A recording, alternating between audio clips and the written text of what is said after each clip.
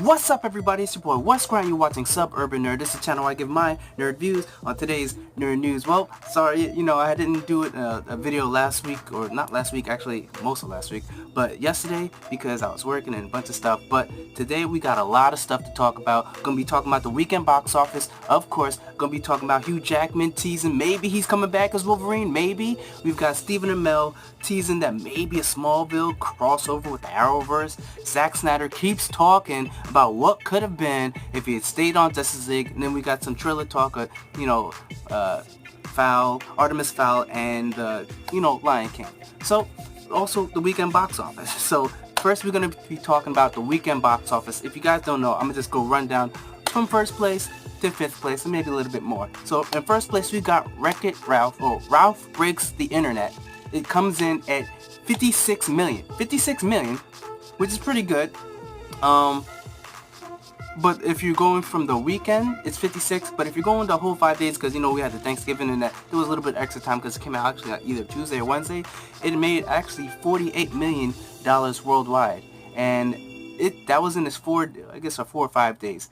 Worldwide, it's made actually 127 worldwide. 84 is what it made domestically for the 5 days. And that's pretty good.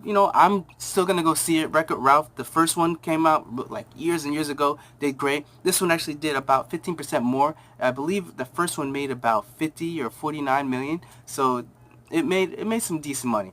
And Creed 2, I just recently saw, because if you guys don't know, like I just did a review because I hadn't seen it in a long time. I know I shouldn't have, but I did see it finally, so I could see, understand the second one a little bit more when I watch it. You're going to check out my review right there. But yeah, that came out, and Creed 2 made $35 million domestically for the 3 days, but it actually made $56 million for the whole 5 days, which is still great. And that is actually a good percentage above, because it made $29 million for the first one. So both of those have actually made profit as far as what they made to the first one, so definitely good on them. We got the third movie, Dr. Seuss, The Grinch That Stole Christmas. That one, the new one, it made $30 million. Worldwide, it's made $216, and that one's still doing good. I've seen it. I liked it. I didn't do a review on it, but, because I watched it a little bit late, so I didn't want to put out anything, because it's a waste of my time, because very few people are going to watch that thing. But I enjoyed it. It wasn't as good as the one I liked with Jim Carrey, but it still was good, so we'll check that out. And check that out. It's really good for the family, at least. We got Fantastic Beasts and Where to Find Them, The Crimes of Grindelwald. I just saw that. I didn't do a review because I just literally saw it, and I don't know if you guys want me to do a review. Comment down below, and maybe I'll do it. But as of right now, it's been so long that I'm just not gonna waste my time trying to do that thing. So we've got that. We've got Bohemian Rhapsody coming in at 5th place with $14 million. Oh, sorry, my bad.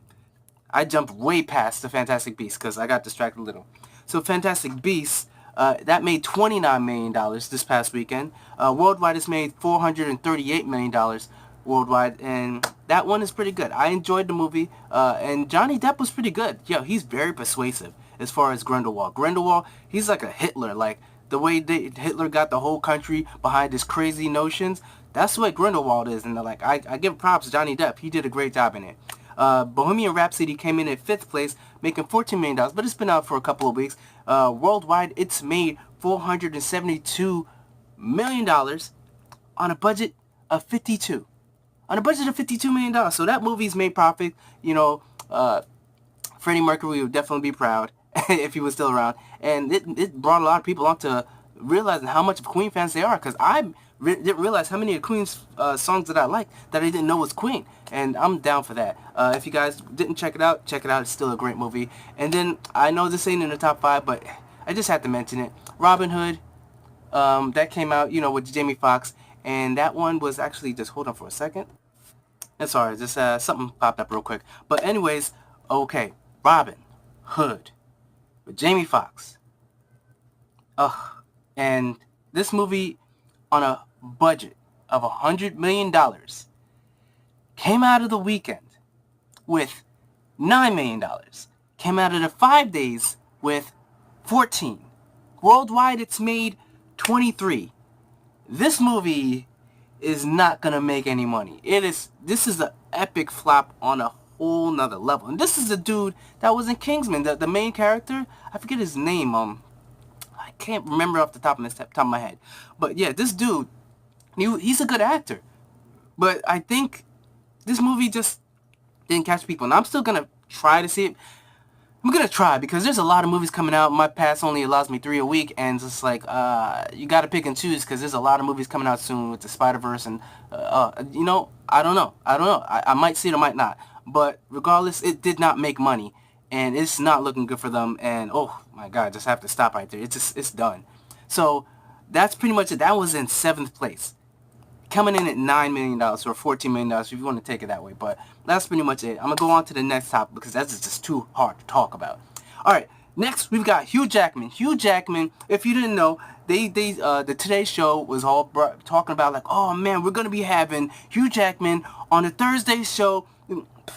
Sorry, I don't know what this happened. It's gonna be epic. He has this huge announcement, and y'all won't believe what comes out of his mouth. Wow, just watch it. You know, that's promoting. I give them that. That's what they're down for. That's what they're supposed to do. They're supposed to hype this shit up to the max to get the most amount of views. So, what I'm saying is, they're doing it, but except, we've got Hugh Jackman adding flames to the fire. Because if you didn't see, he posted that, yeah, just can't wait till Thursday. I'm going to be posting, there's going to be a huge announcement. And this has got people thinking, oh man, Wolverine's coming back. He's going to be coming back. He's going to be in the Disney and all that stuff. Like, whoa, slow your roll. Because the first thing I was thinking about wasn't that. Because granted, he was amazing as Wolverine. The dude became a monster. A monster, I tell you. And, him doing that, everyone thinks that if there's an announcement with Hugh Jackman, it's always going to be Wolverine. It's always going to be Wolverine, you know? And first of all, that can't happen because he can't do anything with this because that'll be collusion. So until because even though it's finalized in a way, the government still has to approve it. The government has to approve it completely before it's official because they can sign all the papers, but if the government's like, no, we don't think that I don't think that's like a monopoly or some sort of like that maybe they might just stop that. But hopefully they don't.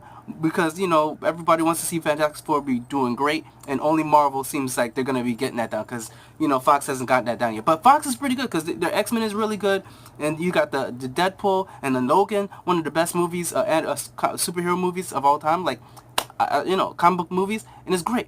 But, if you guys don't know, Hugh Jackman was doing a lot more before he was Wolverine. In fact, the major Hugh Jackman that you see right here has also become, though he also was musical. He did musicals. That's what he was doing before he became Wolverine. He was musicals. So if you guys didn't know, he might be doing a new musical, or he might be directing. He might be producing. There's a million other things that he could be doing besides becoming back as Wolverine. Because he already said he's done with it because it's so much work trying to stay in this crazy shape that like to be a beast that he was in Wolverine. It's so much work. The diet, you don't get to eat the food you want. You got to stay on this regimen all the time, and it's just too much work. And I understand. I definitely understand. So it could be that. So guys, lower expectations because it could be that Hugh Jackman might just be announcing he's going to be in a new Broadway play. Or he might be producing or directing a movie. I highly doubt it's going to be him saying he's going to be coming back as Wolverine. And either a if anything, it maybe be a cameo in a Deadpool, but I doubt they would even say that because it's a cameo. He's going to want to shock people, so he's not going to tell people that he's going to pop up. It'll be just like in the X-Men First Class when Hugh Jackman showed up and he was like, fuck off. You know what I'm saying? So it could be that. So he's not going to talk about it, so we'll see. Next, we've got the first reactions of Aquaman. And I gotta tell you, man, everyone's talking about this thing because everyone's loving it. So we've got a couple reviews. We got some major alright. We've got Sean O'Connell from the creepy puppets, whatever. He says chalk up a big wet win for DC. Aquaman. #Aquaman is an epic swing for the fences adventure that plunges fans into incredible creative worlds. Goofy in spoofs, but it's rollicking fun. see it on the biggest screen possible, which I'm gonna see it in Dolby, so you best believe I'm gonna be seeing that movie. And then we've got from Eric Eisenberg. He says, exciting. I can now say how much I enjoyed Aquaman. It's a cool adventure built on some tremendous action sequences and set pieces with a great hero, performances from Jason Momoa and as the glue.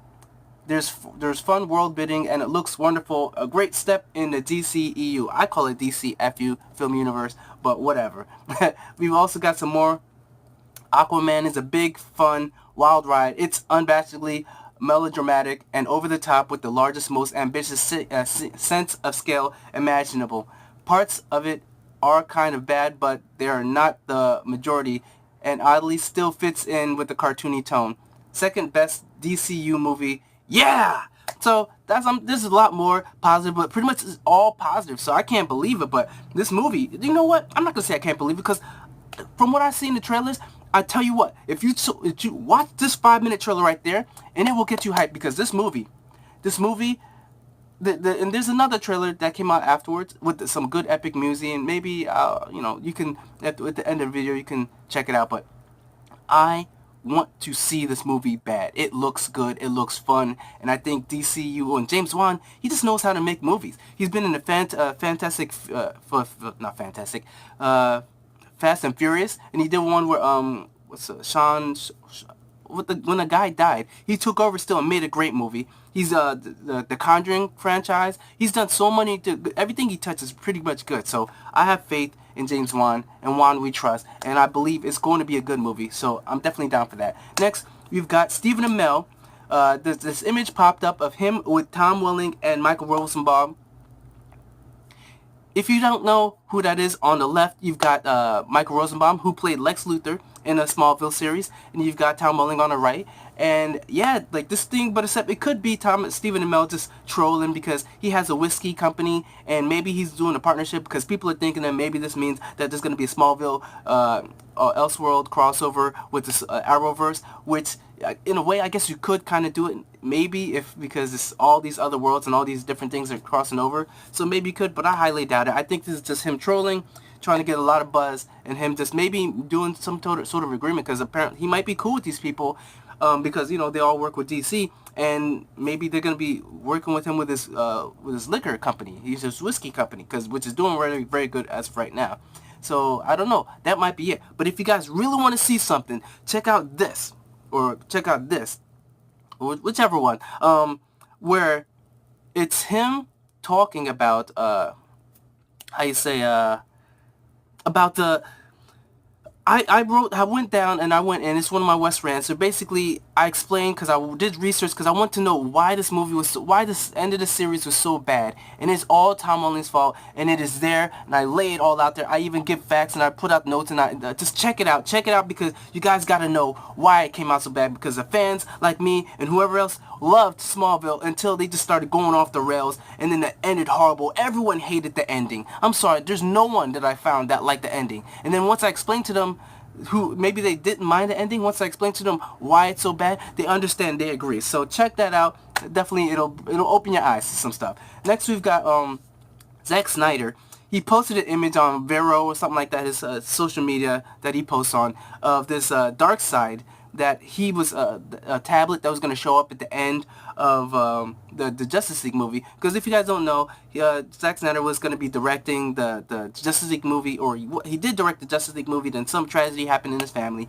He had to come off, and then Joss Whedon came in, took over, and just completed the movie. But some people are saying that, rumors that he might have got fired by DC, and then just they snuck in Zack Snyder and they used that cover that is the tragedy that happened in his family is a cover just to slide him in and make it more transitionable. But I don't care, because Batman vs Superman, I'm sorry, was not a good movie. Man of Steel wasn't. I didn't mind. It was pretty good.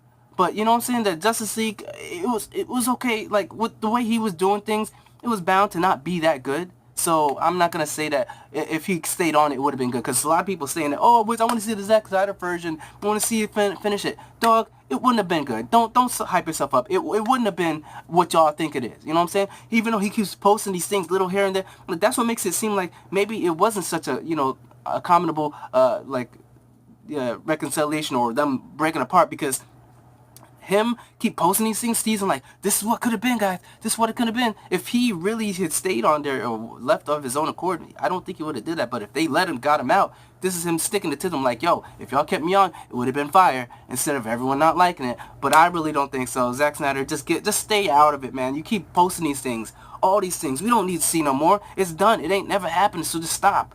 All right. So that's pretty much it. Next, two things I want to talk about is the trailer. The trailer for hold on, real quick.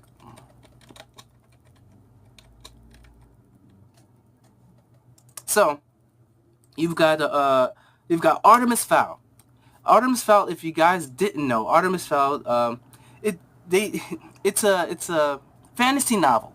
It's a fantasy novel. The Artemis Fowl is like a series or just a novel itself, and it's described as Die Hard with fairies, which I highly doubt. But the major synopsis of it is this: Disney's Artemis Fowl, based on a beloved book by Owen Colfer, is a fantastical, spellbinding adventure that follows the journey of a 12-year-old genius, Artemis Fowl, the descendant of a long line of criminal masterminds, as he seeks to find his father who has mysteriously disappeared. With the help of his loyal protector Butler, Artemis sets out to find him, and in doing so uncovers an ancient underground civilization, the amazingly advanced world of fairies, deducing that his father's disappearance is somehow connected to the secretive, exclusive fairy world. Cunning Artemis concocts dangerous plans, so dangerous that he's ultimately finds himself in a perilous war of wits with all-powerful fairies. Dum dum dum. I don't know. It sounds kind of fantastical, but we'll see how that works out. Don't know much about it, but hey, I'm down for anything new that's kind of just out of there, because it's good to have creative shows or movies or whatever coming out there. So I'm definitely down to see that. Next, we've got The Lion King, which, if you guys don't know, I'm just gonna start off like this. Oh wait! Oh no! Stop! See, I should have checked this out before, because this thing. But let's see, because y'all know I had to play this song, and this, even if it's a couple seconds, I gotta play this.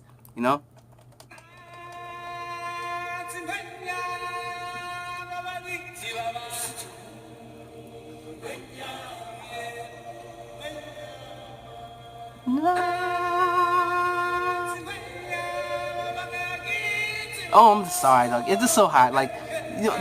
Just the trailer. If you guys haven't seen it, just check it out. I have it on my check out a playlist of new trailers, and it's fire. Let's check it out. It was a teaser trailer, but I'm so down. Can't wait to see it. I'm looking forward to it.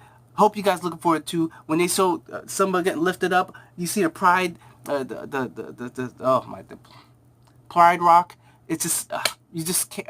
So many nostalgia. I think this movie's hitting 2 billion. 2 billion easily. Sorry, that's my thing. I'm just saying it's gonna be. I think it's gonna happen. I think it's gonna happen next year, 2019. 2 billion for Lion King, because everybody's been waiting for this. After seeing what they did, with the whole Jungle Book, and this sort of live action, even though it's not live action, it's all CG, but it looks live action because it's so good graphics. I'm just down. So that's pretty much it for the Nerd News. Remember to put on those notifications, like this video. Remember to subscribe. Check out my last unboxing, and check out my, not my unboxing, check out my last Daily Nerd News. Check out my playlist of Daily Nerd News. And remember, I'm Wes Grant. You've been watching Suburban Nerd, and you've just been nerdified. Catch you guys on the next one.